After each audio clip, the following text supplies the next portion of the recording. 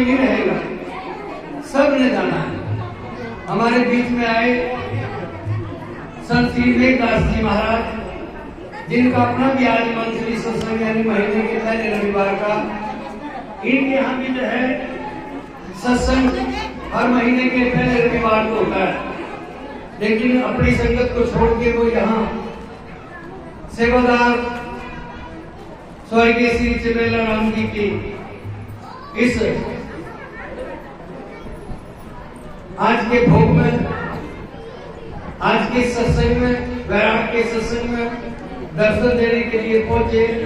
इनका यहाँ पर पहुंचने पे परिवार की तरफ से और श्री गुरुदास मंदिर कमेटी ग्राम दुर्ग की माजी की तरफ से भी इनका बहुत बहुत धन्यवाद।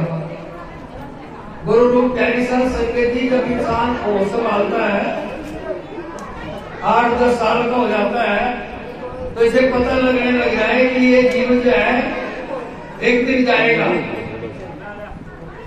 कबीर जी ने इनको सहज भाव से कहा, मानस जन्म दुर्लभ है, मिले न बारंबार, जो मन फल पाके वही गिरे, बहुत न लागे डार। उच्च कोटि के दोनों गुरु भाई संत श्री कबीरदास जी महाराज, सतगुरु शिरोमणि संत गुरु रविदास जी महाराज, उन्होंने जो वैराग को अपने अपने ज्ञान से बताया जीवों को, तो कबीर जी कहते हैं कि जीवन ऐसा है जैसे पेड़ लगेगा, फिर बड़ा होगा, फिर फूल लगेंगे, फिर फल लगेंगे, फिर वो फल पकेंगे और पकने के बाद फिर वो नीचे गिरेंगे, फिर भी लगेंगे। अभी के दूसरे गुरु भाई श्री गुरु रविदास जी महाराज, जिनको संत शिरोमणि कहा गया, जिनकी वाणी को शिरोमणि कहा गया, वो क्या कहते हैं इसके बारे में? वो कहते हैं जो दिन आवे सो दिन जाई। मास्टर अगर सिंह जी ने इसी सबक से आपका ये सत्संग शुरू किया।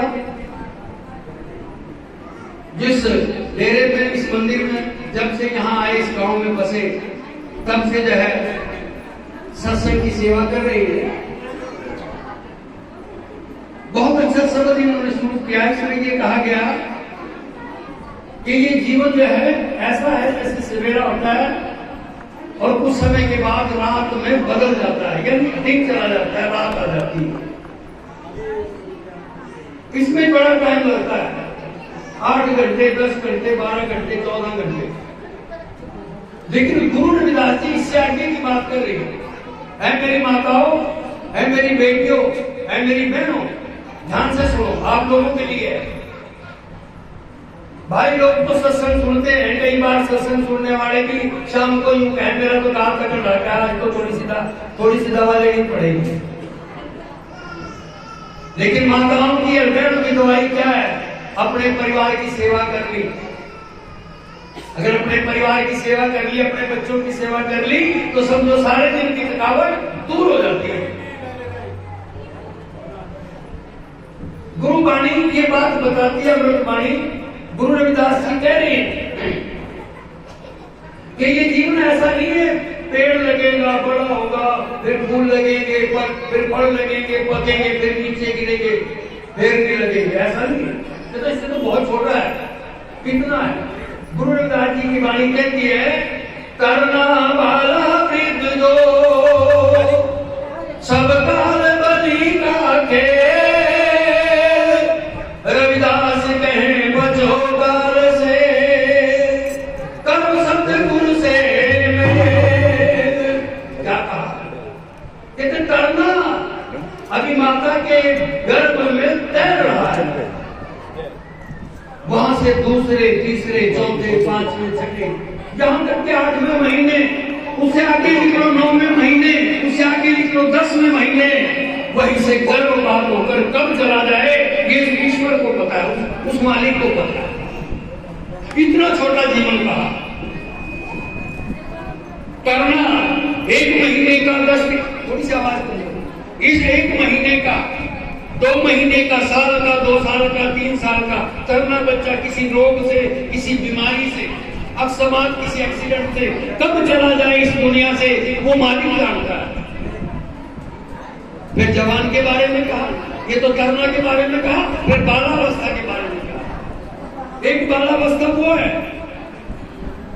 जो अपने माता पिता का कहना मान के नेक रास्ते पे चल के अच्छे कर्म करके डिफेंस में भर्ती हो जाता है और वहां जो है देश की, समाज की सेवा करते हुए शहीद हो जाता है। वो भी जवानी में गया, बालावस्था में वो भी गया। एक जवान ऐसा है, माँ बाप ने खूब पैसे लगाए, खूब पढ़ाया, खूब लिखाया, अच्छे प्यार प्रेम से पाला, बड़ी सेवा करी और अपने को बाबू कहा। लेकिन बाबू जब बड़े हुए गंदी संगत पड़ गई, माड़ी संगत पड़ गई। माँ बाप कुछ और समझा रहे हैं, वो गंदी संगत में कुछ और कर रहा है। और फिर ये समय आया कि उसको ऐसे नशे लगी, ऐसी गंदी आदतें लगी, उन आदतों ने शरीर खत्म कर दिया, दिमाग खत्म कर दिया। फिर जो है बीमारियां लग गई, फिर इतना पैसा लग गया कि घर बार का सारा कुछ खत्म हो गया। ऐसा देखने में आता है, कंगाल हो गए, एक ही बच्चे ने कंगाल कर दिए। और फिर समय आया, नालियों में गिर के चला गया, नालियों में पड़ के मर गया। देखा हमने, हमारे यहां हुआ ऐसा, प्रैक्टिकल है। नालियों में गिर के सड़ के मर गए, माँ बापों का करावा सब बेकार हो गया। वो बालावस्था भी है।